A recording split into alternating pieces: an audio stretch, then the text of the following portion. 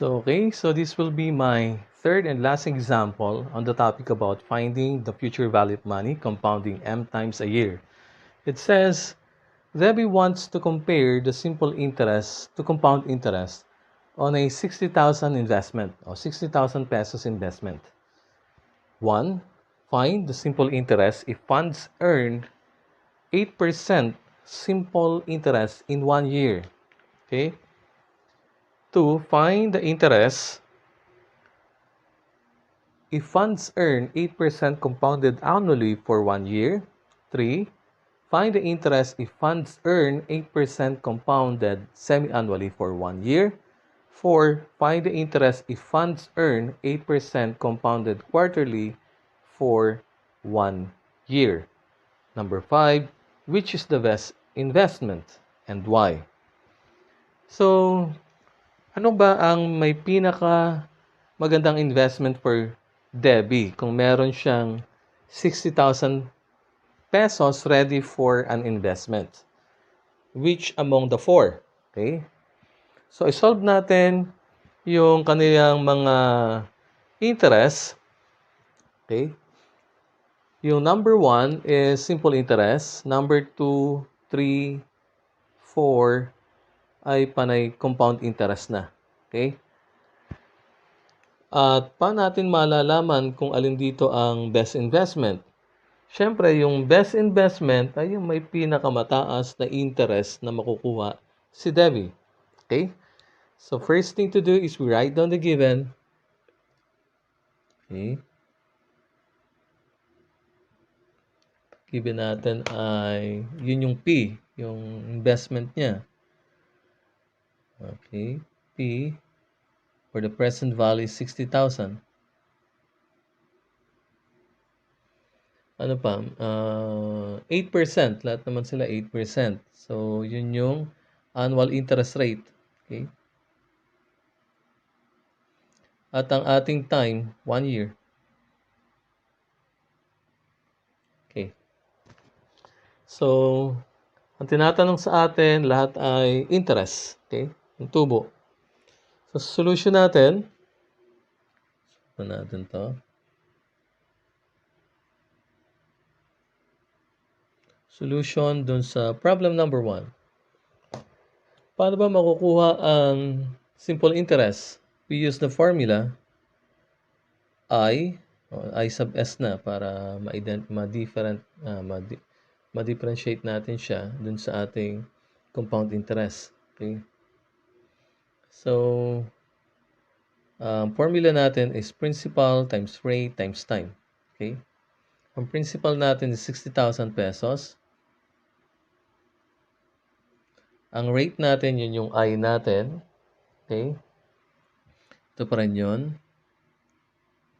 R ang gamit natin sa rate sa simple interest, I ang ginagamit natin notation for the compound interest. So we have 0.08 time natin is 1. Okay?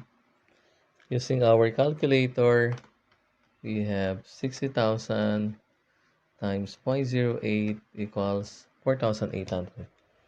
So, tutubo siya ng 4,800 dito after a year. Okay? Sa simple interest. Alamin natin doon sa second condition natin.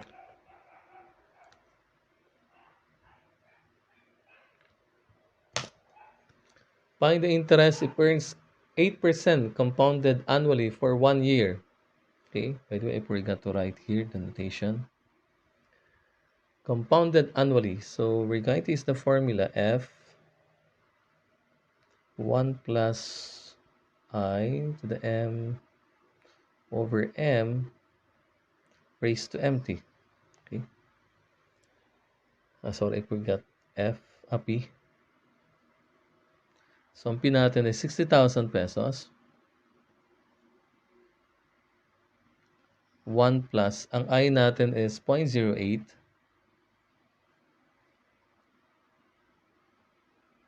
Compounded annually, so ibig sabihin, ang M natin ay 1. Ang M natin ay 1, ang T natin ay 1. So, 1 times 1.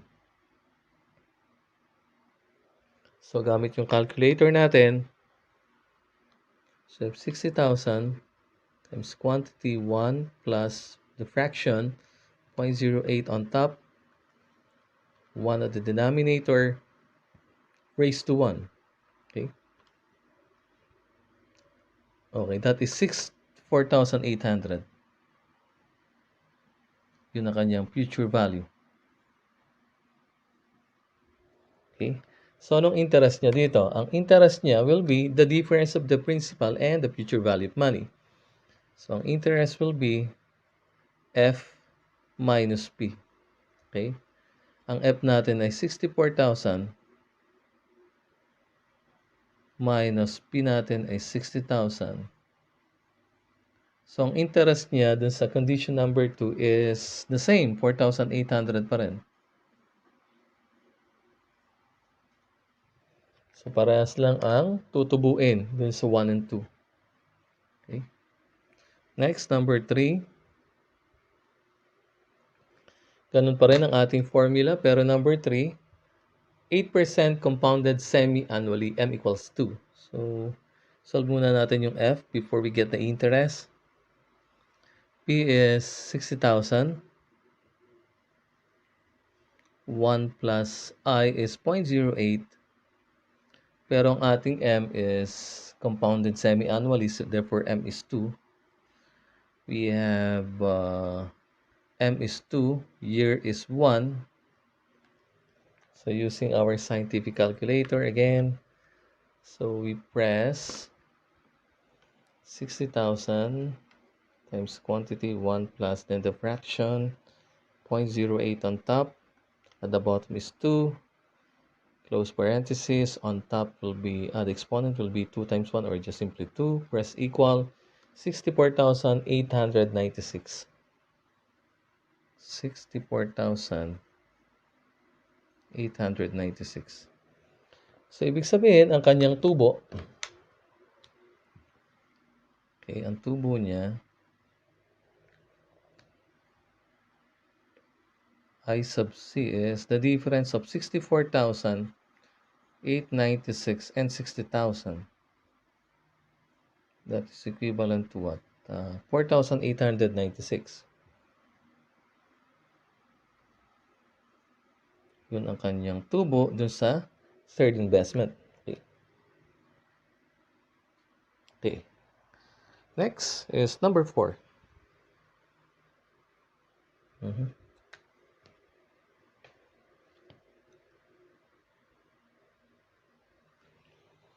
Number 4, using again the same formula, we have 60,000,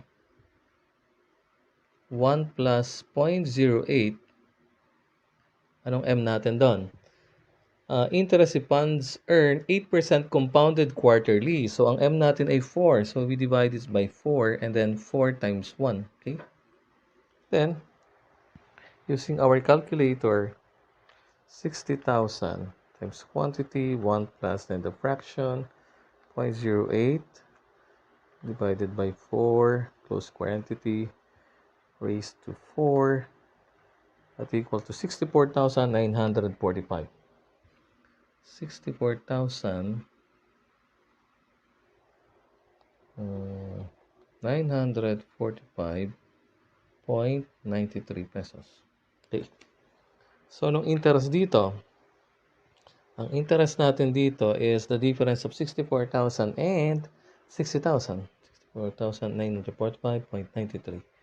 So, the interest is I sub C, 64,945.93 minus 64,000. Therefore, I sub C is 4,945.93 pesos. Okay. Okay, check natin. This is first investment, tutubo siya ng 4,800, simple interest. Number 2, tutubo siya ng 4,800 also. Same lang ang makukuha nilang interest. Number 3 investment, 4,896.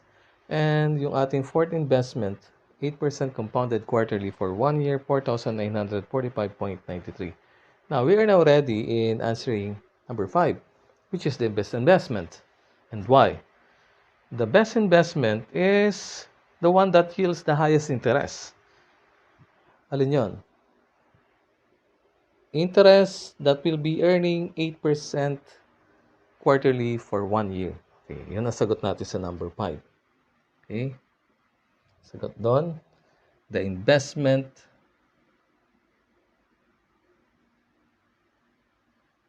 that yields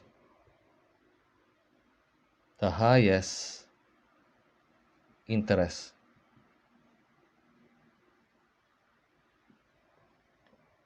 is the one that earns 8% compounded quarterly.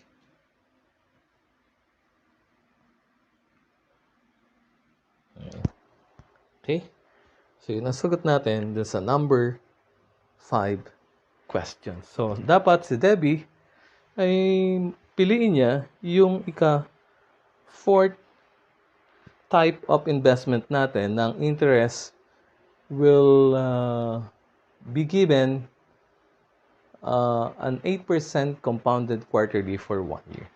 So that will be the end of the topic about maturity value compounding M times a year. Thank you.